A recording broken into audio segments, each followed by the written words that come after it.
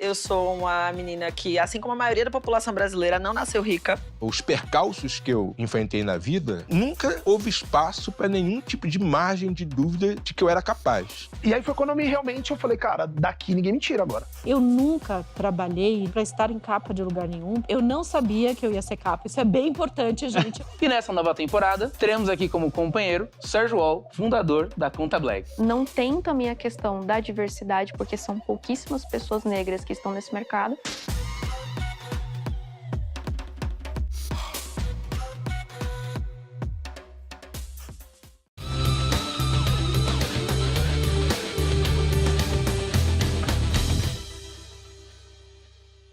Fala aí, pessoal, sejam bem-vindos a mais um episódio aqui do podcast Genial Analisa. Meu nome é Bruno Rosolini, estou aqui para apresentar mais uma vez para vocês hoje mais um episódio trazendo aqui gestores, pessoas aqui que têm influência, falando aqui de investimentos. A gente tem feito isso aqui nos últimos episódios, o pessoal tem gostado.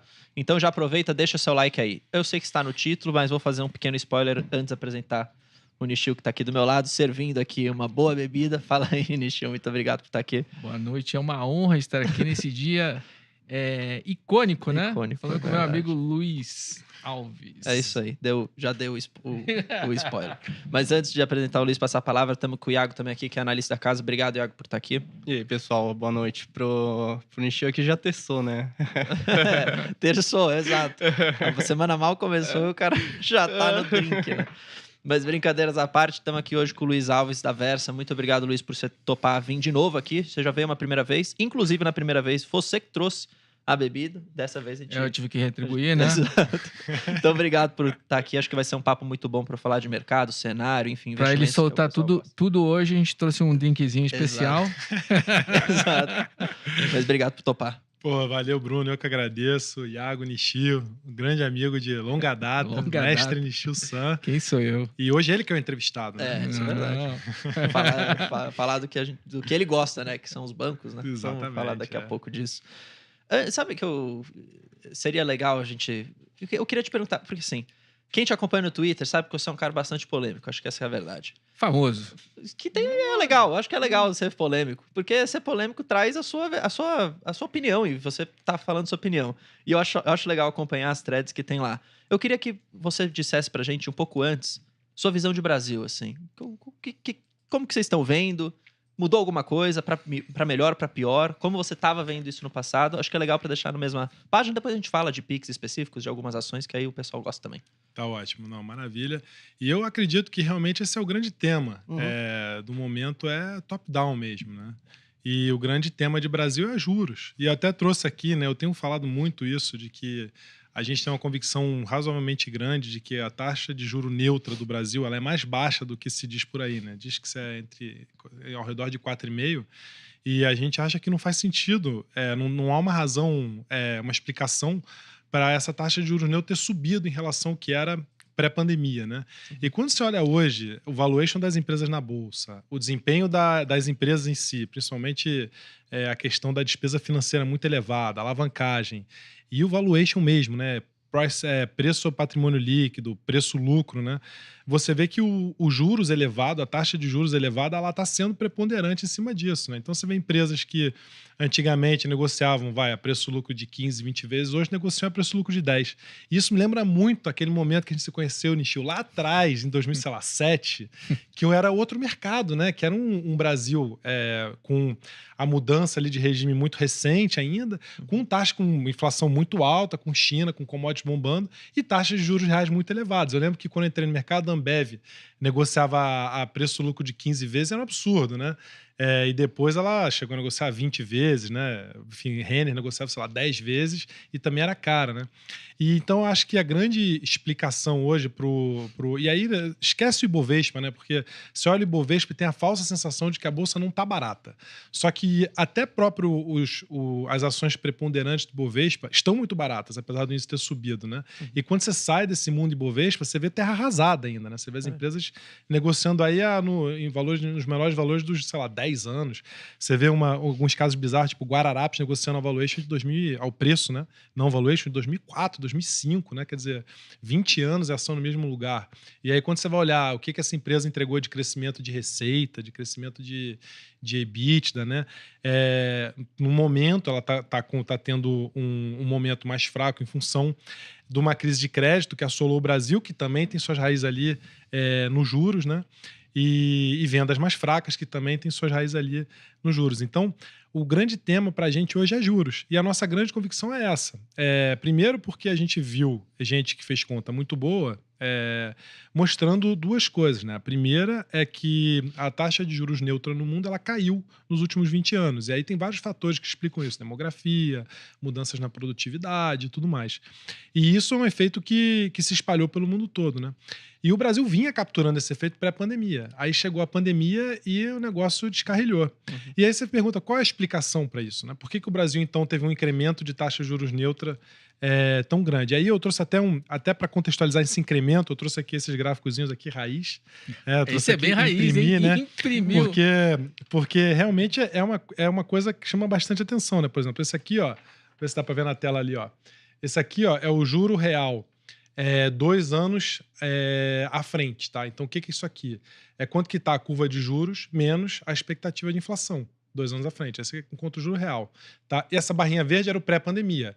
Essa barrinha vermelha é o pós-pandemia. Então, quando você olha o Brasil aqui, ó, e aqui, ó, Brasil, México, África do Sul, Colômbia, Peru, Chile, lá. Você vê claramente que a taxa de juros ex-ante do Brasil 2 anos à frente é a maior do mundo, desses países, né? E aí, o que é mais... O Brasil está em 5%? Está em 5%. Que é você pegar lá o DI 2 anos à frente e tirar a expectativa de inflação que está lá no Focus. Né?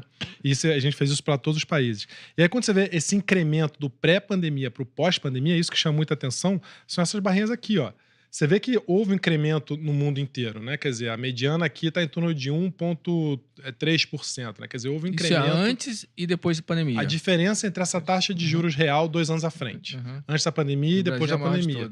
O Brasil foi o que teve o maior incremento dessa taxa de juros real. E aí, o que explica isso, né? Não tem uma razão óbvia para explicar isso. Por quê? Pode se culpar o fiscal, que é sempre o vilão que é culpado. Mas quando você compara o incremento da dívida PIB dessa galera aqui, né, com o Brasil, não é muito diferente, ou senão o Brasil foi teve um incremento menor do que a galera, porque rolou aquela monetização da dívida em algum determinado momento, né? Então, aparentemente não é o fiscal. Aí você pensa, pô, então você está tendo impulsos fiscais maiores agora? Também não. Então, assim, o que a gente acredita é que isso aqui é uma conta probabilística, né? Não é uma conta. Qual que é a taxa de juros neutra do país? É um modelo que te cospe lá uma conta com uma média intervalo de confiança. Por alguma razão, a gente está nesse nível, mas esse não é efetivamente o nível da taxa de juros neutra. E ao longo do tempo a gente vai descobrir que essa taxa de juros neutra não é 4, 4,5, é alinhada aos outros países do mundo, ela está ali mais perto do que era pré-pandemia. Não houve esse incremento muito maior do que o resto do mundo. Então vai ser em torno de 3,5%, 3%. E essa diferença de 1% no juro real é a diferença grotesca no valor das empresas, na economia, em tudo, entendeu? Então é a maré que levanta todos os barcos. Então esse é o grande tema, né? Eu acho que domina. Por quê? É o tema dominante. Porque está acontecendo agora. A gente está no meio do ciclo de corte de juros. A inflação teve esse repiquezinho que a gente está vendo aí na inflação de serviço e tal, mas continua relativamente controlado. E aí a grande divergência é que o mercado, a curva de juros precifica que o corte vai parar em 9,5%. E a gente acha que esse corte, por todas essas razões, vai continuar. 9,5%, 9%, 8,5%, 8%, vamos ver onde vai parar. E vai depender de onde está a inflação, né? E essa para chegar nessa conta de um juro neutro razoável. Botando em perspectiva, se a inflação for lá na meta de 3%, com um juro neutro de 3, 3,5%, a Selic tem que estar 6,5%, né? 6, 6,5%. É outro país. Mas a inflação é difícil para 3,5%, né? Não sei, porque tem fatores estruturais que puxam isso para baixo, né? Eu não sei. Aí que tá, é uma questão de descoberta. Estruturalmente o Brasil sempre rodou acima, né, da meta. Mas era outro mundo, era um mundo onde a China crescia muito mais, era um mundo onde você tinha o boom demográfico, entendeu? Era um mundo onde você tinha tudo isso. Então e o arcabouço macroeconômico do Brasil, ele melhorou muito nos últimos 20 anos também, né? Você para pensar no tamanho no tamanho da balança comercial, acho que é a principal coisa, principalmente por um aumento de quantidade, né? Não é só o efeito preço, é o efeito quantidade, né? Balança de petróleo, balança de commodities, balança de minério. Então, o Brasil tem esse colchão externo muito maior, tem lá as reservas, que são enormes para o tamanho dessa conta comercial, né? Então, a gente tem um arcabouço, a gente teve a reforma da Previdência, a gente fez a reforma trabalhista, agora está fazendo a reforma tributária, né? Quer dizer, são coisas que aumentam a produtividade. Reformas foram um ponto positivo, realmente. São coisas que vão jogando essa taxa de juro neutra para baixo, né? Então, imaginar que a gente está no mesmo lugar que a gente estava 20 anos atrás, em termos de juro real, né, que é 5,5% de NTNB, não faz muito sentido, na nossa opinião. É aí que está o grande prêmio, na nossa opinião, a grande oportunidade, e é por isso que esse momento é um momento para se entupir de ações, assim. Acho que essa é a tônica. Fora isso, os juros americanos também vai cair, né?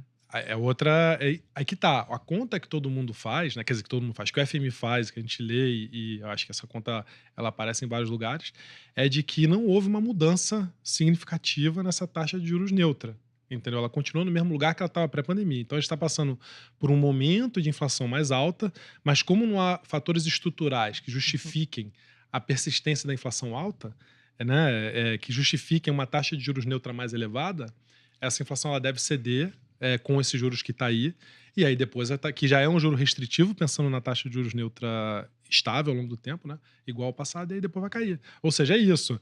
O que todo mundo imagina é que juros nos Estados Unidos vai continuar caindo, vai voltar a cair, né? A partir do meio do ano e tal. O que melhora ainda a perspectiva para a queda de juros aqui. E aí, você tocou nesse ponto de, então, é a hora de se entupir de ações, dada essa mudança de cenário. E eu queria trazer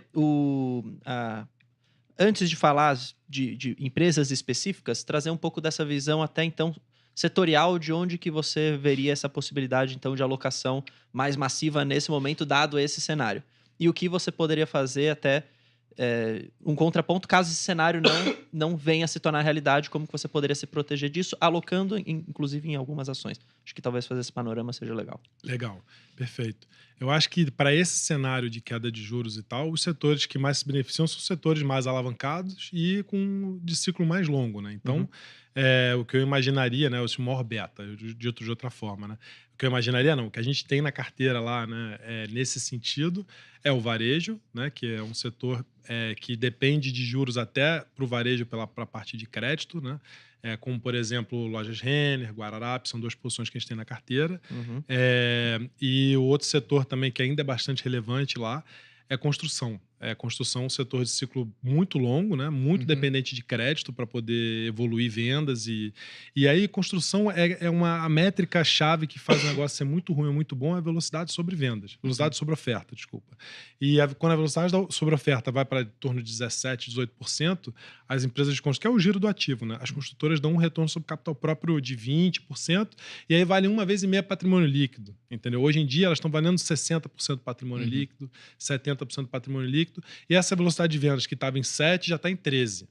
E uma coisa que é interessante também, aí um pouco do anedótico, né? A gente conversa muito com os gestores das empresas, né? Presidente, diretor financeiro, diretor de relação com investidores, e as conversas estão muito melhores. Nishio, não sei se você ainda faz isso, mas as conversas hoje em dia, cara, elas estão muito melhores do que estavam 6 meses atrás, entendeu? Com certeza. Mano. A galera tá muito mais animada. Ainda faço sim. Ah, é? Tem que falar, então, tem que estar próximo, né? Então, exatamente. E o que é um anedótico disso. Então, acho que esses setores são os setores que têm melhores. Você tem mais construtora ou mais shoppings nesse cenário? Nesse cenário, construtora mesmo. Construtora. Que é mais beta, né? É mais beta, tem que ser. E você tem o quê? Assim? De construtora? A gente tem duas lá. Trisul, nossa querida Trisul, e Moura do B. Por acaso, a gente também tinha na carteira Trisul, a gente tirou e substituiu por Moura. Ah, é? Aí, olha só, então estamos concordando. A Cirela do Nordeste. A Cirela do Nordeste, Tem muito preconceito com ela, porque ela já teve uma falência, né, uma vez. Só que, a operação dos caras está redondinha, né? Parece realmente a joia do Nordeste. Patrimônio e 50% do patrimônio líquido, né? Assim, o valuation mais descontado da Bolsa. Penaliza, ela é penalizada pela falta de liquidez, né? A liquidez dela é bem baixa, né? Mas essas duas. E a gente teve uma conversa com a Trisul outro dia, assim, excelente também, impressionante. A empresa tá todo mundo bastante animado, né? Eu acho que essa é a tônica do setor como um todo. Você conversa com a Iven, é a mesma coisa. A gente não conversa só com as que a gente tem, né? Conversa com a MRV. A MRV estava em conferência, acho que do Itaú essa semana, também a mesma coisa.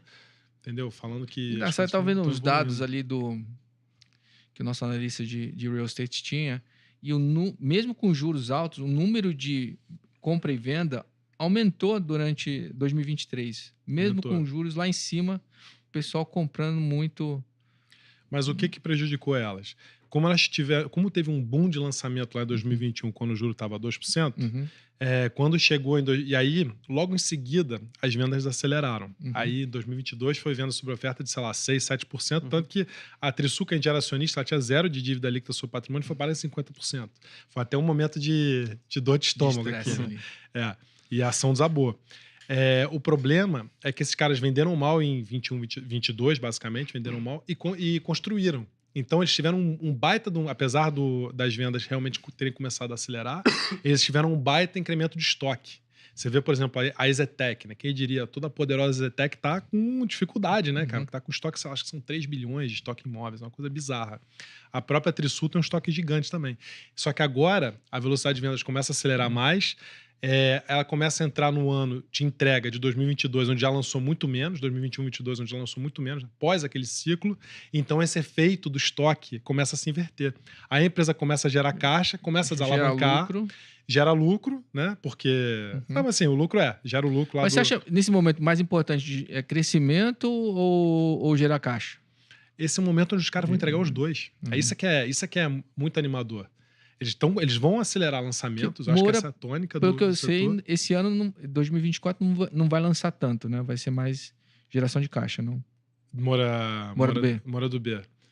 Eu te confesso que esse dado eu não tenho na cabeça, que o pai dessa criança é o Pedro, Tá.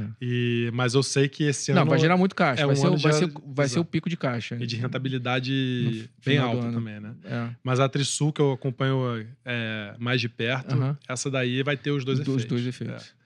A gente espera. Assim a gente projeta, né? Quer dizer, Na dúvida de Cirela, que vai ter muito mais crescimento esse ano, não sei. Então é só... Não, a Cirela é animal, né? Porque ela nunca sofreu, assim, uma coisa de louco, né? Como os caras são bons lá, né? Mas é outro nível Mas de é mais caro, valuation, bem mais né? caro. Exatamente, É outro valuation. nível de preço. Exato. E essa parte, você falou de Guararapes e lojas Renner, até aproveitando que o Iago também tá aqui, que acaba cobrindo essas empresas. Guararapes você tem? Tem também, né? E aí, para você falar um pouquinho, então, o porquê da posição nessas empresas e, às vezes, o porquê a escolha de uma frente à não escolha dos outros concorrentes. O que você vê de micro, assim, melhor nessas com mais vantagem competitiva, por exemplo? Então, eu acho que a Guararapes, né? Ela é uma financeira. Ela é uma financeira que gera carteira vendendo roupa, né? E o que aconteceu na Guararapes foi que ela pegou de frente a crise de crédito que todo mundo pegou, né? Então, ela que inclusive derrubou a Marisa, que a gente tinha lá, e todo mundo acha que isso foi a nossa derrocada. Não, a Marisa era pequena perto do todo lá, era só mais uma, né? Mas ela foi a que foi embora. Só que as outras não, as outras sobreviveram. A Guararapes, ela fez um trabalho decente de segurar as novas concessões, e agora o efeito que vem são dois, basicamente. Ali, o same-store sales do cara sempre ficou meio ali perto do 0 a 0, não chegou a ficar horroroso, mas não ficou também maravilhoso. A margem bruta dele sofreu um pouco, mas também não foi nada demais. Aonde ela perdeu muita rentabilidade foi realmente na operação financeira, né? E agora você começa a ter... E aí, como tem essa relação entre vendas e geração de carteira de crédito, quando esse cara abre a torneira, ele vende mais, né? Porque aí a pessoa chega lá, quer comprar blusa e consegue... É pra gente sair correndo ou não? Não, acho que não. Vê lá, Luiz, Esse o foi- que tá acontecendo. Quando você falou em Guararapes, começou a apitar aqui. Mas mas voltando, né? O que a gente vê em Guararapes são esses dois efeitos, né? Primeiro, a melhora das vendas mesmo às lojas, né? Tanto por efeito da abertura do crédito, que eles até agora não abriram, mas a perspectiva é que comece a abrir, e a redução da inadimplência na carteira de crédito, que vai fazer com que melhore o resultado da miúda financeira. Então, assim, para onde a gente olha, né, tirando commodities, que é aquela coisa desgovernada, né, a gente vê esse salto duplo, assim, né, uma coisa, empresa melhorando receita, gerando mais caixa, reduzindo despesa financeira, seja pela geração de caixa, seja pela queda dos juros, quer dizer, vai ter uma melhora significativa, na nossa opinião, de rentabilidade, boa parte dessa bolsa aí que está na bacia Tá das muito almas. alavancada, não, Guararapes? Cara, essa é uma empresa que a alavancagem dela é meio fake, assim, você não consegue ver direito a alavancagem dela, porque ela tem uma alavancagem razoável, mas tá reduzindo rápido, né? Tá reduzindo rápido porque ele tá vendendo recebível para pagar dívida. Entendeu? Então, depende se você considera o recebível como caixa ou não, mas ela tá alavancando big time nos últimos trimestres. Eu não tenho o número exatamente agora na cabeça, mas foi tipo, caiu uma vez, né? Dívida líquida. Você prefere Guararapes ou Renner? Então, é a mesma, é mais ou menos Cirela contra Renner é o blue chip ali. contra a Trisul. A gente nunca teve Renner porque sempre achou cara. Só que eu nunca. Caiu tanto. Até ela cair pra R$15. Aí a gente foi uma hora que a gente sentou e falou, cara. A gente tava com discussão de entre Renner ou supermercados e tal. E aí o Iago sempre falou: não, bota Renner que. Barato demais pra ser ignorada, né? Não tem como. É, uma puta premium, né? Empresa boa, né? Eles te deram um tropeço, eu acho, na questão das coleções. Foram atacados pela Shein, né? Eu acho que foi uma das mais atacadas pela Shein. Os caras são tão cara de pau, né? Que botavam a própria propaganda da Renner, né? Lá pra vender a roupinha da Shein, né? Então, e o que aparentemente está acontecendo é com esse efeito da remessa conforme e tal, a Shein tá perdendo um pouco de tração, né? E aí volta o consumo. Agora, é uma empresa que tem, uma marca, eu não vou dizer que é de desejo, mas é muito melhor do que a marca da Guararapes, né? Não é uma Animale, não é uma Farm do Grupo Soma, que a gente tem posição também, mas é uma marca muito melhor do que a Guararapes. É uma operação animal, né? A experiência de compra na Renner é animal, né? Então, você vê, é uma coisa muito bem feita, né? Comprar pelo aplicativo na Renner, cara, não precisa nem pegar mais filas. Fica lá, ó, quero essa roupa aqui, passei, pum, pega a sacola.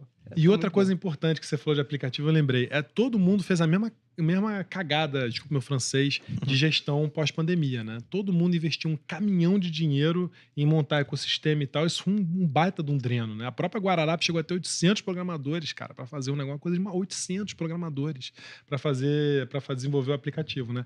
E uma das coisas boas notícias é que essa maluquice acabou. Todo mundo cortou esse investimento. Seja porque o cara já construiu a base, que é o caso da Renner, né, que ele fala, seja que é porque o cara entendeu que não precisa de 800 programadores, que é o caso da Guararapes, né? Então, isso é uma outra boa notícia também. Aquele dreno de caixa, que isso é um dreno animal de caixa, né? Parou. Então, isso é uma das coisas também que motiva. Agora, supermercado, cara, eu continuo passando longe, sinceramente. Viu? Você não gosta, é? Porra, não gosto nem um pouco, cara. Eu tenho muita dificuldade. Qualquer empresa que vende coisa dos outros vender o almoço para pagar o jantar. Eu acho que essa que é a tônica. É a margem de erro, né? Farmácia você também não gosta, então? Também não gosto. Nunca entendi o valor de Renner. Foi de Raia. Foi um short na nossa carteira durante muito tempo, enquanto a gente fazia short. Mas o papel andou, hein? O papel andou pra caramba, mas foi sempre assim, 50 vezes, 40 vezes preço lucro, aquela coisa que é imponderável, né? Mas quando você olha a operação... Tem um reloginho, na verdade ele controla a margem bem ali, né? A margem líquida ali. Ele é o melhor disparado, ali, né? ele fica, ali não muda. Né? Mas é aquela coisa, vai dar margem de de 10, 11, nunca deu. Fica em 8, 9 e tal. Só que como o cara gira pra caramba, ele é muito bom, né? Ele dá um retorno sobre capital próprio razoável. Tem volumetria, né? Escala dele, aumenta o número de lojas sempre. Mas aí você olha os outros, né? Pague menos. Porra, o cara não consegue sair da lama, entendeu? Aquela outra, as distribuidoras, né? A gente já foi acionista. Distribuidores não. Também não consegue sair da lama. Distribuidora. Aí você olha, Pão de Açúcar, mesma coisa. Açaí, cara, é uma dificuldade, assim, se você pode investir em coisa que tem, vamos dizer, gordura para queimar, né? Que é coisa que vem de desejo, porque tu vai investir numa coisa dessa que se o cara der uma derrapadinha, ele transforma um lucro de 100 milhões no prejuízo de 500, né? Não é margem líquida, é margem de erro, né? Então, é margem de erro, Eu lembro que, há muito tempo, o Pão de Açúcar sempre foi questão de reduzir perdas, né? Tipo, os caras mas a Raia sempre conseguiu controlar bem ali, né, a margem. Não? Sim, a Raia é um caso excepcional. Mas mesmo assim, quando você comparava ela com as gringas, né, CVS e tal, você vê um ciclo de valuation que a gente achava que ia se repetir nela, né? Que os caras também negociavam um valuation absurdo durante um tempo, enquanto cresciam e consolidavam o mercado. Depois virou aquele velho estoque com retorno sobre capital baixo e tal, desabaram, né? Com a Raia isso ainda não... A gente teve um call outro dia com a CVS, outro dia não, acho que faz alguns meses. Mas eles estão diversificando, estão botando centro médico, médico na ponta, enfim, mudou muito o business model. Tem que tentar gerar valor, né? Gerar valor. Se eu só aproveitar o gancho ainda de varejo, voltar para aquela questão ali do camelódromo virtual. A Shein, que inundou o mercado em 2020, 2021 e 2022, e agora vem sofrendo com a queda com a taxação do ICMS, né? As pessoas vêm deixando de comprar um pouco mais. E aí uma coisa que surgiu bastante pro varejo em 2022 e que acabou morrendo foi a questão de taxação de importação.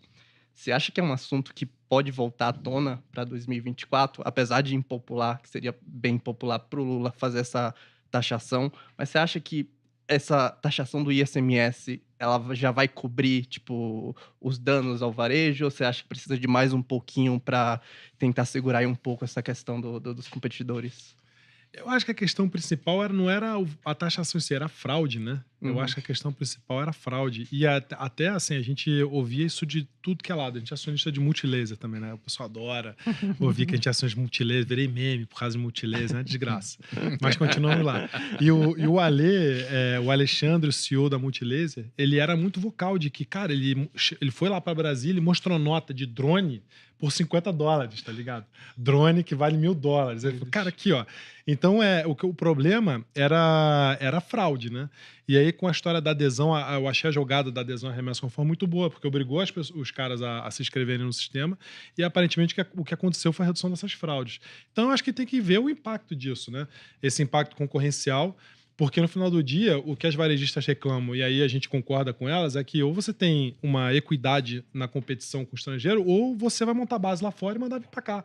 Sim. Tanto que rolou papo, salvo engano, na própria Soma, do tipo, vamos montar uma fábrica no Paraguai e mandar os produtos para cá, se é essa a regra, entendeu? Então, eu acho que isso é importante observar, ver se o mercado se equilibra. Se não, e tem outra coisa boa também, né? A Shein tá para fazer IPO. E aí a gente vai ver realmente qual que é os números. Quais são esses números, e provavelmente vai diminuir a chance do cara fazer graça, né? Porque uma coisa é você ser listado e destruir, você não pode destruir valor para o cliente, né? Pro acionista. Então, eu acho que isso ajuda também nesse panorama competitivo. Então, se eles taxarem para menos de 50 as importações menores de $50, para a gente vai ser excelente, mas não sei se é a medida necessária, né? Para isso. Pra gente, que eu digo, pra nossa carteira, né? Pra gente consumidor, aí já... Bom, eu não compro, enfim... Não sou consumidor de roupinha de $50, né? Então, não sou consumidor de roupinha nenhuma, só pra deixar claro, tá ligado? Minhas camisas são tudo Hering, e essa aqui eu tô amortizando aqui, né? Que você vai pra casamento, né? Aí você tem que comprar camiseta cara, né? Então agora toda entrevista eu vou de camiseta pra amortizar essas camisetas do casamento. Você falou ali de Soma, é uma posição que vocês ainda têm. Como é que vocês conseguem monitorar agora, por exemplo, a aquisição da Soma e da Aérea Fusão, na real?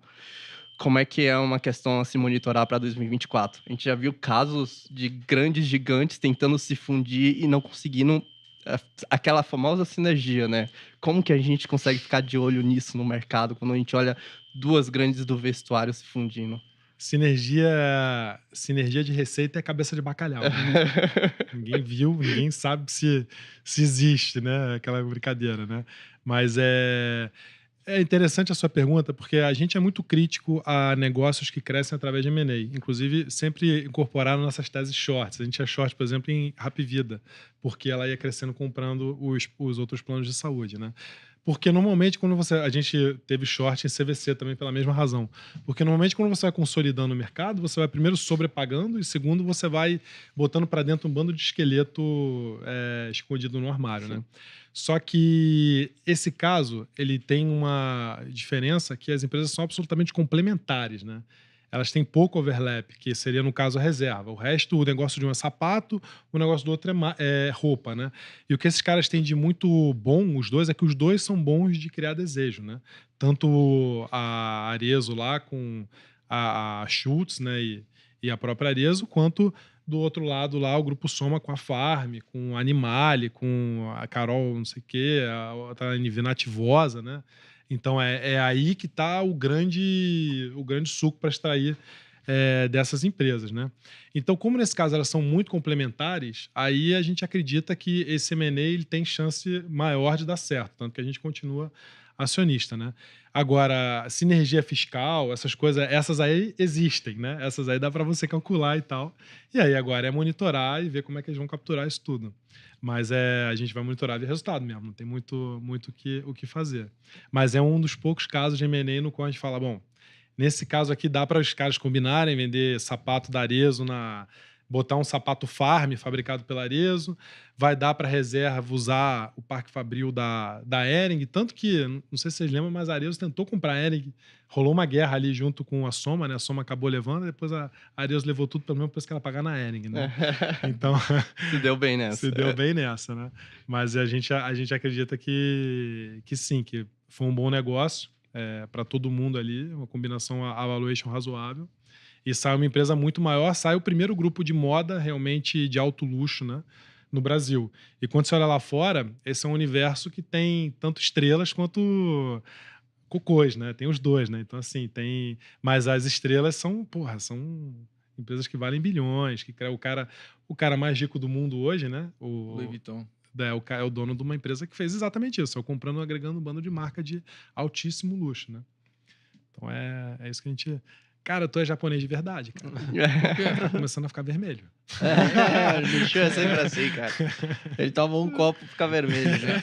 Naquela vez, da primeira vez que você veio aqui, eu acho que foi a vez que ele mais ficou vermelho. Eu não sei se era a cor da câmera, ainda, não é? E tem resultado ainda hoje. Tem que escrever de Porto Seguro ainda. Porto Seguro? Vai ser o melhor relatório do ano. Vai ser temático. E olha, talvez ele esteja menos vermelho, porque essa aqui é japonesa, né? Não, mas aí é mais fraquinho, talvez. Saquezinha, pô. Eu tenho uma pergunta. Você falou... É de Kobe. Japão. É importada mesmo essa? Importada. Caraca. A genética conversa com a bebida, no caso, né? Eu tô doidão aqui. Eu tenho uma pergunta que você falou assim, que o aumento da queda dos juros ajuda as empresas que estão mais alavancadas. Isso é claramente verdade, já foi provado aqui, você falou. Eu queria fazer um outro ponto que é o seguinte. Nesse fato de ajudar empresas que estão alavancadas, a gente poderia olhar para alguns outros setores que são setores mais perenes, mais previsíveis, que também tendem a ser ajudados. Como, por exemplo, a parte até de elétricas, que são empresas, especialmente transmissoras, por exemplo, que rodam com uma alavancagem mais alta e tudo ou mais constante, com esses juros caindo, também tendem a se ajudar. A minha primeira pergunta nesse sentido é, elétrica, vocês têm alguma, olham com bons olhos? E a segunda pergunta é, continuando nessa ideia de setores mais perenes, falar de bancos também, que pode ser uma... Nada é perene nessa vida. Uma boa oportunidade. Isso, o que você falou agora? Nada é perene nessa vida. Nada é perene, é verdade. Todos estaremos mortos. É verdade. Corta isso aqui. Você vê que o cara incorporou o Mário Sérgio Cortella aqui. Pois é, pô. Esse negócio de perene não existe, cara. Ainda mais que utilities não, é concessão. Perene, é concessão. Perene. Vai, um dia acaba. Não, sim, mas é mais perene do que o varejo, por exemplo. Não é? Não sei. Não, essa é uma excelente pergunta e, inclusive, a gente, com essa cabeça, né, a gente montou um fundo lá na Versa, que é um fundo que tem só empresas. Aí agora agora vamos brigar aqui, Nishio. Target price não serve para nada. Peguei, atingi. Porque muda toda hora, né? Assim, o que eu falo para os analistas assim, você tem que acertar o rating, né? A recomendação que é mais previsível, é mais do que acertar exatamente fidedigno do que acertar o target price, porque amanhã o juro sobe, cai, vai mudar, né? Cara, para você chegar no target price... Os profissionais, assim, como vocês, quando a gente vai fazer reunião, você não pergunta qual é o meu target price. Por exemplo, qual é a visão do papel, né? É mais qual é os fundamentos, o que está mudando ali, né? Quais são as tendências. É mais por aí, né? Porque claro. assim... enfim, até porque, isso aí, concordo. Quanto você acha que era o target price da NVIDIA há 2 anos atrás? Eu já falei isso diversas vezes também, cara. Assim, se você projeta, para você chegar no target price, você tem que projetar a receita 10 anos à frente. Aí a margem EBITDA e o EBITDA 10 anos à frente. Cara, cada projeção a taxa de desconto muda 0,5%. Aí o negócio sobe 30, entendeu? Cara, target price, ele é uma forma do analista imprimir... para ter um número ali. O desejo dele. É uma coisa para ele auto-reforçar o desejo dele. Isso. Ele não é nada. Só o Excel aceita qualquer coisa. Exatamente. Mas a filosofia... O cara tô tá filosófico hoje. Eu tô... Aqui, mais um desse aqui já, meu irmão, começa... O Excel aceita qualquer coisa. Só que, para algumas empresas, essa projeção de receita e de EBITDA e de lucro, ela tem muito menos variabilidade. Como, por exemplo... São as previsíveis que eu falei. As elétricas, as previsíveis, né? Para essas empresas, o desvio embutido no target price é muito menor, porque justamente o desvio das posições ele é muito maior. E a gente tem muito isso na gente, assim, a gente não olha target price. A gente falou, tudo bem, a gente não olha target price, mas tem essas empresas aqui, tem esse universo de empresas que o target price faz sentido. Aí a gente pensou, e se a gente fizesse então um fundo que só investisse nessas empresas? É como se fosse a essência do investimento, né? Que no final do dia, quando você olha a classificação IBIMA, você cai ali no dividendos, né? Só que a lógica é diferente, porque a lógica do dividendos é vou atrás das empresas que pagam mais dividendos. A nossa lógica nesse caso é vou atrás das empresas que têm a taxa interna de retorno implícita, exatamente, no preço do papel maior. Que é isso, né? Até fazendo uma pequena explanação, porque já recebi feedback que quando eu falei isso na última entrevista, a galera saiu da terra, viajou. Você vai lá, né? O que é um DCF? Um modelo de caixa e fluxo descontado. Você projeta quanto que essa empresa vai gerar de caixa a cada ano, né? E aí, como é que você transforma essa geração de caixa anual num único valor? Através de uma taxa de desconto, né? Você vai dividindo ela, né, pela taxa de desconto potencializada, soma tudo no final, você tem aquele somatório do fluxo de caixa. Esse, em tese, é o valor justo da empresa. A conta que a gente faz é qual é essa taxa de desconto, né, que iguala esse valor da empresa aqui do somatório dos fluxos ao valor que ela está na bolsa. É simples assim. Essa é a taxa de retorno implícita para o acionista, né? A gente calcula a TIR real alavancada lá para o equity, né? E aí a gente resolveu fazer esse fundo que só faz isso. Só olha essas empresas dessa forma. É o Tracker, não? Não, esse é o Gênesis. Esse é o Gênesis. Esse é novo. Esse fundo, cara, ele começou em 2020 e se você olhar a janela dele de 12, 24, 36 meses, é um dos melhores fundos do mercado. E desde o início ele só não é um dos melhores fundos do mercado porque esse fundo começou, ele tem alavancagem, porque a gente não consegue, é o nosso DNA, é a nossa forma de fazer. É a pimentinha, né? É botar... e nesse caso, cara, a alavancagem ela faz muito sentido, porque tem menos risco, né? Tem menos risco, você está calculando qual que é aquilo ali como se fosse um título, né? Qual que é a taxa interna de retorno desse fundo, e você se alavanca a CDI. E uma coisa que é bonita na Bolsa, né, é que é um dos lugares mais baratos que tem para você se alavancar. Quando você faz uma operação a termo, você paga 100% CDI, 101% CDI. Vai no banco tomar um empréstimo, ver quando você paga. Como empresa, como pessoa, entendeu? É o lugar mais barato de... Até o consignado é mais caro que isso. Até o consignado é mais caro que isso, né? Então, essa é a racional do fundo. A gente compra empresas que maximizam essa TIR real implícita, né? De forma a montar uma carteira com a TIR real implícita bem alta. E essa TIR real implícita, óbvio, ela excede muito, né, o custo do CDI, o custo de alavancagem. Então, a gente alavanca esse fundo para 2 patrimônios. E Duas vezes? 2 vezes. E o que acontece é que a gente começou com esse fundo com 1,5 vezes alavancado, o fundo subiu, a gente foi lá, alavancou para 2. Aí, por causa disso, o fundo caiu, depois voltou e a gente acabou... Se tivesse alavancado desde o princípio 2 vezes o patrimônio, ele hoje em dia estaria competindo ali com os melhores fundos desde o início dele. Mas foi exatamente um momento onde essa estratégia funcionou muito bem. É garantia de que essa estratégia vai ser a melhor estratégia da casa nos próximos 3 anos? Não.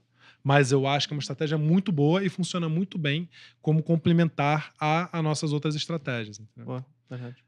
Faz sentido. E bancos nessa história toda? Como que vocês pensam, até aproveitando o Nishio que está aqui, e aí já trazendo falando um pouco de Banco do Brasil, né? Porque acho que é polêmico, porque desde a virada do governo foi polêmico, quem tinha Banco do Brasil às vezes até foi xingado, sei lá, maluco, mas quem manteve a posição trouxe um ótimo resultado, não só de rentabilidade, mas também de pagamento de dividendo. Esse ano deve ser nessa mesma perspectiva, já foi divulgado as datas, inclusive já foi divulgado tudo. E aí, como que vocês olham para isso e qual que é a maior posição em banco, se é que vocês têm uma hoje? Hoje a nossa carteira... Não vai falar que você tem BMG, sei lá. Não. Brincadeira, claro que tá melhorando, né? Tem dividendo, Tem dividendo e tá melhorando, mas a gente não tem comprar em BMG. Não tem? Banco mercantil, né?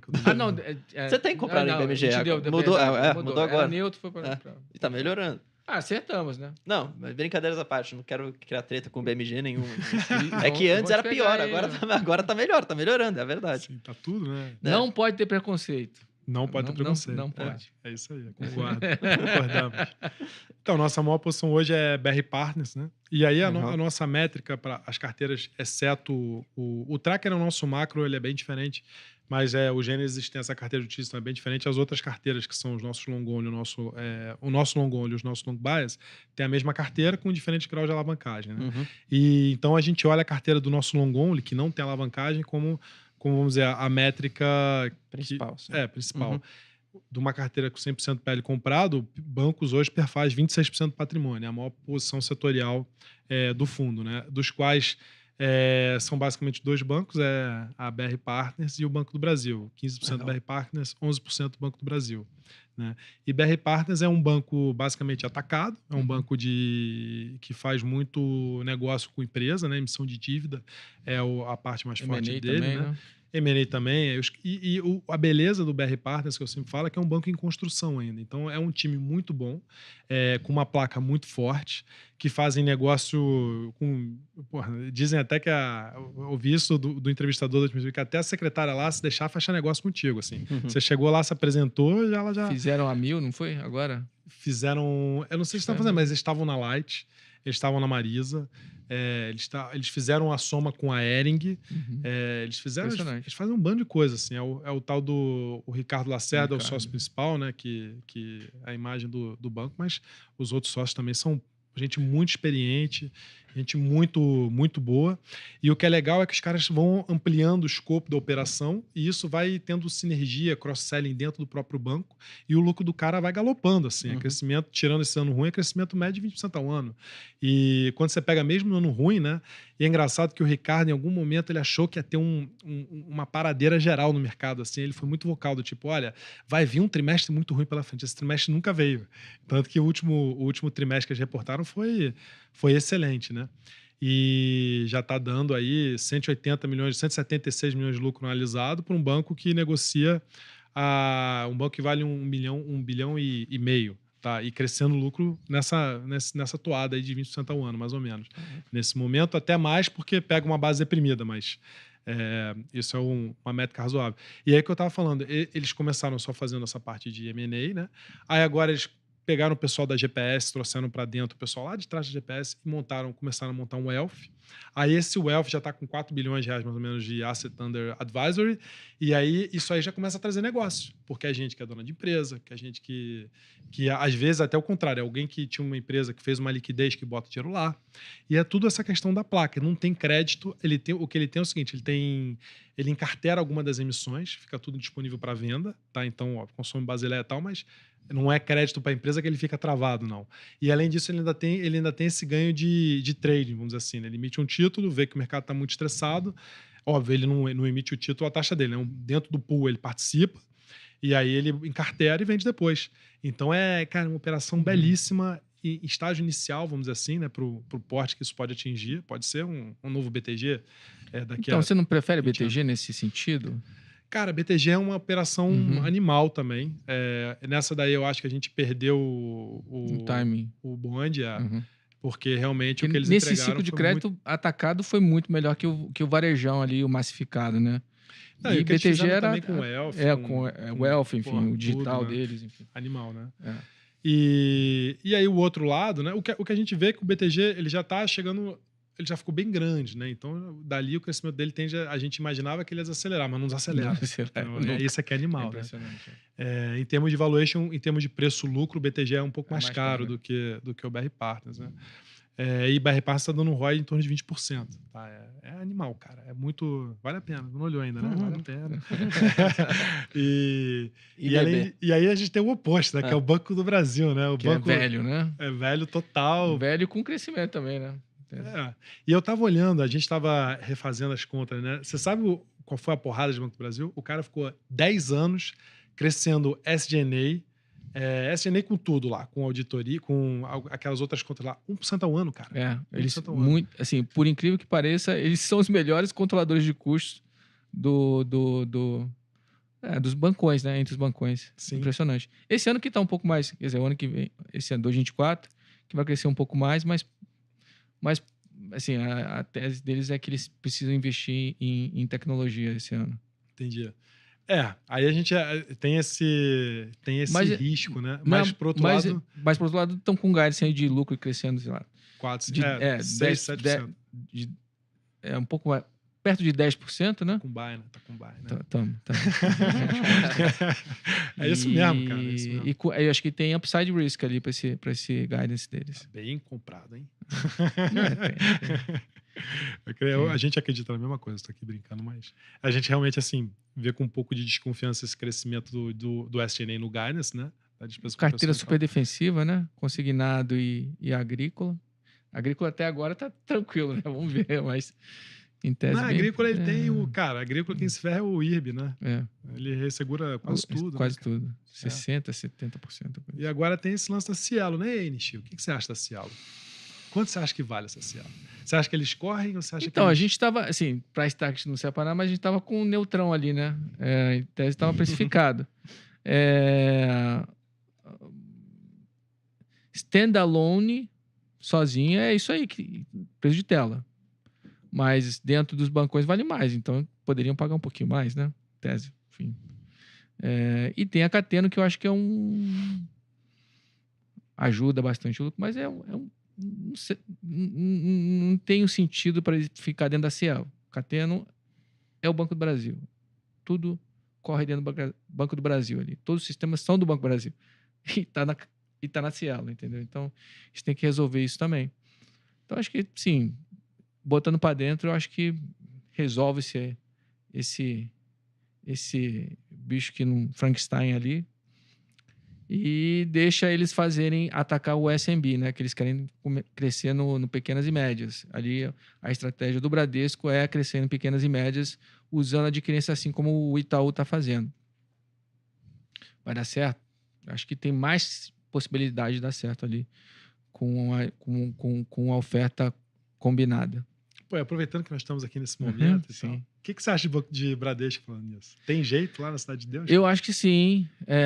Vai ser um pouquinho mais doloroso e demorado do que a gente esperava, tá? Mas fizeram uma bela provisão agora no final do ano.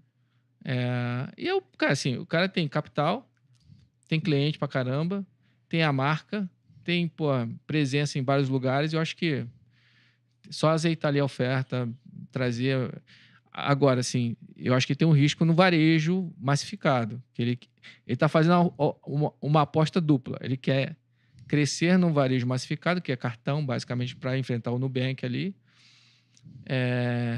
O baixa renda, inclusive, que ele é o único bancão que levantou a mão e falou assim: eu vou competir com o Nubank no baixa renda. E o Inter, enfim, nessa galera que está crescendo.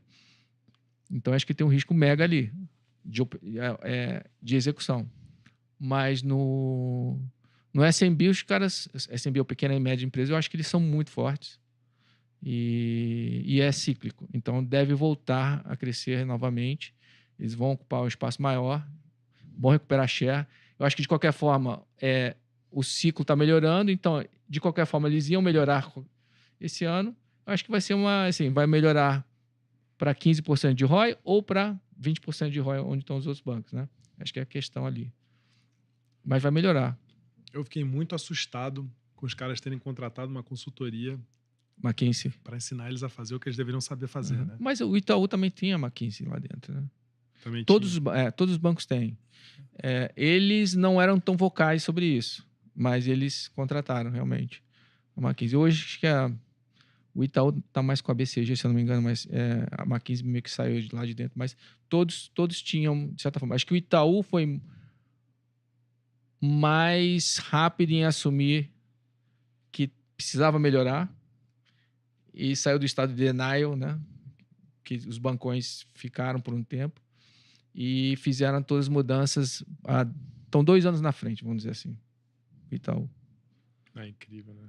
O Santander, acho que ele antecipou um pouco esse ciclo. Ele foi vocal nas conferências, falou assim, tá piorando, o cartão tá piorando, a gente vai desacelerar. Só que demora, né? Porque é um transatlântico gigante, o negócio demora até as novas safras entrarem, limpando e tal.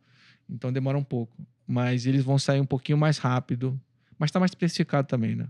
Do ROI baixo do que o Bradesco. O Bradesco teve 3 problemas, né? Eu acho que foi a tesouraria, Sim. Aí é pré, né? É, O cara estavam pré. É dado no pré e Aí deixa a Selic correr, né? subiu muito rápido, É. eles ficaram para trás. É. Isso deve melhorar, né? Mas eu acho que eles deveriam redear que nem o Itaú faz. O Itaú, a Selic sobe e desce, eles estão ali. Sim.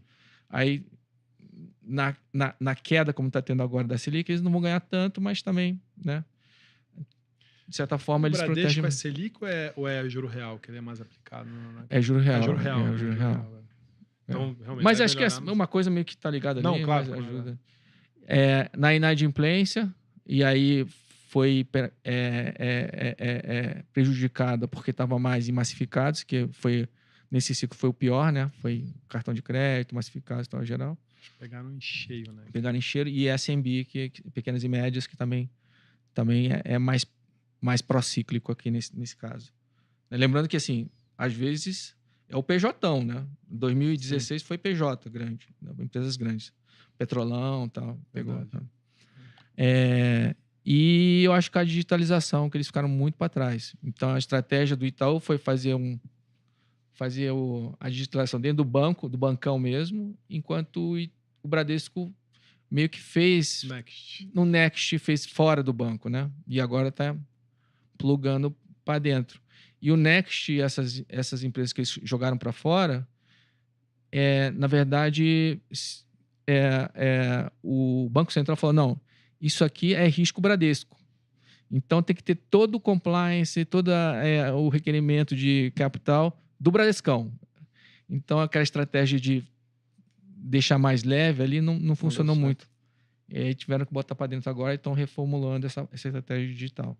Entendi. Inclusive vão trazer um head de RH de fora e o head do digital de fora. E vão contratar não sei quantos mil pessoas. Isso é inédito, né? Sim, o VP de fora para essas duas áreas que são importantes é inédito no Bradesco. Estão mudando.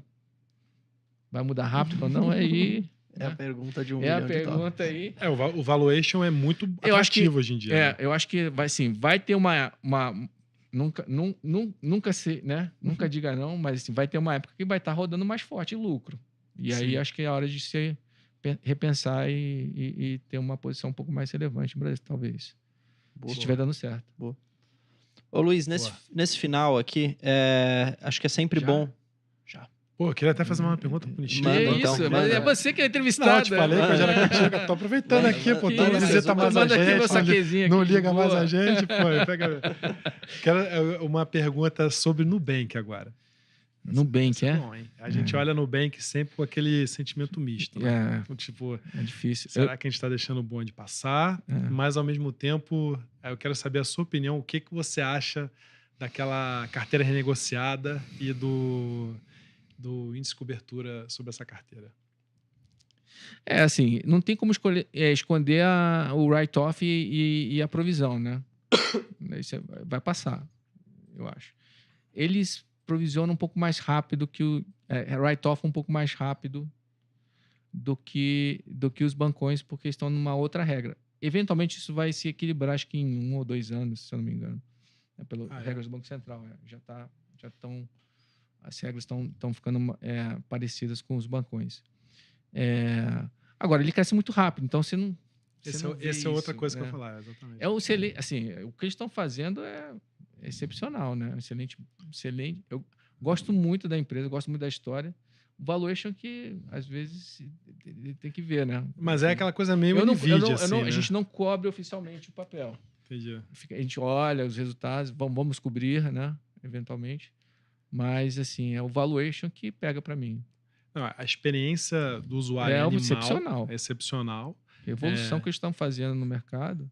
E, assim, acho que eles fizeram uma estratégia boa, porque, assim, você vê o Inter. O Inter tem vários produtos.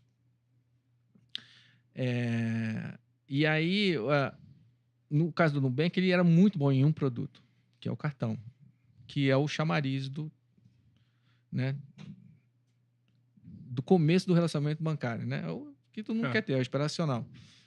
Em vez de crescer em outros produtos aqui no Brasil de forma mais acentuada, ele foi para o México, foi para a Colômbia, onde ele pode rampar isso mais rápido, né? Então, acho que vai ter continuar tendo um crescimento relevante, principalmente no México ali, que O México é É muito muito pouco grande, é. bancarizado. É muito pouco. É impressionante. Já cobri México, já cobri.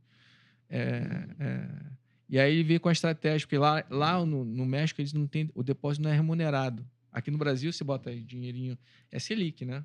Lá os bancões não remuneravam. E eles acabaram de meter um repósito remunerado a Exato. 130% da... E aí a galera foi lá. Foi tudo pra lá. Porque no México, para você ter um banco de varejo, você tem que ter depósito, né?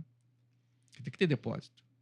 E a dificuldade de um Itaú de entrar no México é porque ele não tinha base de depósito ali. Então era mais fácil você comprar um banco regional lá, né? E o Itaú já namorou ali em alguns bancos, mas nunca comprou, porque é caro, valor, sei lá. Aí depois eles toparam a estratégia de sair do Brasil, né? É o depósito. E o cara fez essa sacada aí. Falou assim, ninguém paga, eu vou pagar. Toma aí. Tum. E aí atraiu uma base enorme de depositantes. Agora, acho que a próxima etapa é fomentar o cartão de crédito, né? Sim. A gente fica também nesse entre dois mundos, porque, cara, cartão de crédito é o osso da operação bancária. É o bancária, osso, né? todo mundo estopou o mar aberto e eles estão no mar aberto. Exato. Tá subindo a inadimplência, mas o cara cresce tanto, né? Impressionante. Essa questão. E aí maqueia o índice de cobertura, porque aqui o índice de cobertura é quanto você provisionou sobre seu crédito em atraso. Quando você write-off mais cedo, sai da base, entendeu? Então, seu denominador fica mais baixo. Entendi. Então, é por isso que, em tese, parece melhor a figura, a fotografia do que realmente quando comparado com os bancos. Entendi. Viu? Quem diria? Aula de bancos Muito aqui. obrigado. É isso aí, pô. Eu só tomei um saque. É isso aí. Você vê, ele toma o saque aí, bate a Mas filosofia o convidado é você. Queremos tô aproveitando querendo aqui. saber dos seus pics aí. Mas agora, aproveitando esse final, primeiro, óbvio, né? Se você puder passar aí para o pessoal como que eles encontram o nome dos fundos, que você acabou falando aqui, se puder resumir. Mas uma pergunta extra a gente sempre pergunta aqui, alguma coisa que está no seu radar que você poderia comentar, mas que às vezes você ainda não tem posição, ou já tem pequena, pensa em aumentar, ou não pode comentar? Se puder. Ó, a quentinha, né? É, a gente uma quer quentinha, saber. A gente quer saber a quentinha. É uma quentinha, é. tipo isso. É uma quentinha. Não tem nada que a gente esteja montando posição agora. Uhum. O que eu posso dizer, as duas últimas posições que nós montamos recentemente foi 300, Uhum. aí entrando aí no Brasil agro né? profundo. É uma operação, cara, extremamente complexa, mas absolutamente gigante, tudo conectado. 300 aqui é soja? 300 é um fornecedor do agro, tá? Então ele, na verdade, ele te vende insumo, ele compra a sua produção, o que ele compra e sobra lá, ele moe e vende biodiesel. Ele está agora fazendo uma fábrica de etanol de milho. Ele te ajuda, se você é um produtor agrícola, você está lá no meio do campo, olha que loucura. E olha o preço da tela da soja e vê que bateu um preço que você quer vender. Você entra no aplicativo do cara e vende na hora para o cara, pelo spot. Assim, é uma coisa maluca, assim. E é uma operação familiar que foi crescendo pra caramba lá no sul, né? A base dele principal é o sul. E agora está expandindo para o Mato Grosso. E são lojas, assim, loja com produtividade muito alta. Mato Grosso que é o lugar que tem que estar. Mato Grosso, que é o grande volume. Por outro lado, Centro-Oeste. como são os maiores produtores, ele é um pouco mais concentrado. Então, com isso, a margem é um pouco mais baixa. E tem também a questão de rampar as lojas, né? Mas ganha em volume, né? Mas ganha em volume, exatamente. Então, é essa combinação que nos atraiu. O valuation também é bastante atraente. Eu acho que nesse ano tudo que é agro foi penalizado pelo temor com a El Niño e tal. E aí tem uma coisa até bastante dicotômica, assim, né? Vem a El Niño e vai quebrar a safra, os preços das commodities só desabam, né? Isso acho que foi isso que deixou as pessoas mais surpresas, né? Mas a gente aproveitou esse momento para montar a posição em 300. A gente continuou com a posição em Vitia, que é a produtora dos insumos biológicos, né? Ela produz fertilizante, que é a minhoquinha, só que eles estão sendo bem vocais de que no momento está bem complicado, porque a parte do não biológico sofreu um hit bizarro justamente pela questão da safra. Tá? Então, é aquela coisa assim, é uma questão temporária, né? Não uma questão permanente. A parte de biológico continua crescendo, continua com todos os fundamentos por trás que que faz esse negócio andar, que é, o negócio aumenta a produtividade, nas próximas safras, porque não exaure a terra, pelo contrário, aumenta a absorção de nitrogênio da terra, enfim, é uma coisa meio que acreditamos que é um novo paradigma, né? Usar fertilizantes biológicos, né? E tá extremamente barato. A gente tem essas duas posições, mas a gente aqui montou recentemente a 300 e a outra, nós voltamos a investir em General Motors. A gente chegou a ter General Motors. posição do seu querido amigo Paulo Valassi, seu discípulo, que adora a General Motors, porque vê nela um baita de um velho estoque. É uma empresa... Elétrica, né? Call elétrico, não? De elétricas? Não. Então, é um call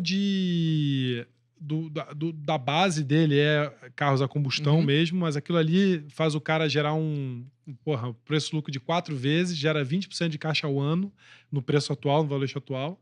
O cara tá fazendo um buyback de 20% do float, para ter uma ideia, corporation, mas um buyback do tamanho dessa acho que a geração de caixa é um pouco menor, acho que é 10 ou 12% ao ano, mas ele lançou um buyback de 20% do float, porque nesse valuation o buyback gera valor, está muito abaixo do que é o valor da empresa, então esse buyback vai gerando valor.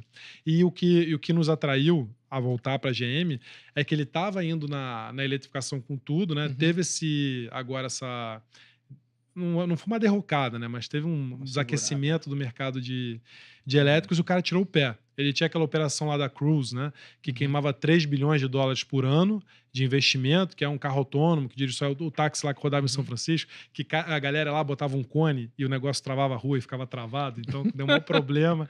Aí suspenderam. Teve também um acidente com uma morte, e aí... eles parecem que tentaram ludibriar o regulador, deu uma cagada lá, mas o que a Mary Barra lá decidiu foi tirar o pé da Cruise, está economizando acho que $1,5 bilhão por ano de menos investimento nisso, né? E uma outra coisa curiosa é que assim, se esse mercado voltar a bombar, o mercado elétrico vai ser o novo paradigma, né? Porque agora tá todo mundo indo pro tal do híbrido, né? Parece que o híbrido é o formato que deve prevalecer, pelo menos no curto prazo, porque você não tem o problema de não ter posto de reabastecimento, né? O carro nunca para. Enquanto que o elétrico tem tudo isso, né? Mas esse cara ele já tem uma frota de elétricos muito, muito boa. Esse cara ele já tem uma bateria, né? O powertrain, que eles chamam lá, né? Um motor elétrico tal, que é usado até por outras marcas. E na China, esse cara é o maior vendedor de carro elétrico que tem. Não é a BYD, se não me engano, é ele. Que ele, através de parceria com fabricantes chineses, né? Então, eu não sei se esse ano ainda tá assim, mas era até pouco tempo atrás. Então, esse cara ele tem também expertise no elétrico. Mas no final do dia é isso. É um cara que tem essa opção real lá de fazer esse negócio de elétrico bombar, de ter um sistema de direção autônomo, mesmo top da Tesla. Só que enquanto esse negócio não vinga, o cara é uma empresa vendendo lá o maior carro dos Estados Unidos, aquela coisa que a americana adora, né? Que faz 2 km por litro. Exatamente. Que tem um valor agregado gigante, né? E que faz com que o cara tenha um preço-lucro de 4 vezes, cara. É bizarro. No preço atual, né? O papel tá estacionado. E aí o cara anunciou esse buyback de 20%. Aí a gente falou, cara, com essa combinação, o papel deu uma subidinha, né? Mas a gente falou, com essa combinação toda, vamos botar para dentro de novo. E tem uma coisa boa de ter um BDR, é porque a gente não fez o hedge do dólar, né? Então, fica bem ou mal, fica uma leve proteçãozinha para a carteira, né? Entendi. Boa. A única que você tem BDR é a GM? Nosso único BDR hoje é a GM, Vocês não gostam das techs, não? Big techs?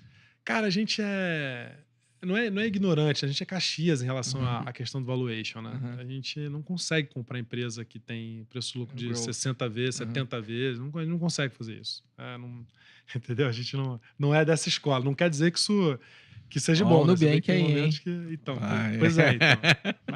A gente fica sempre se questionando se essa é a forma correta. Tem histórias de value e histórias de growth, né? Então, quem é valor é difícil, né?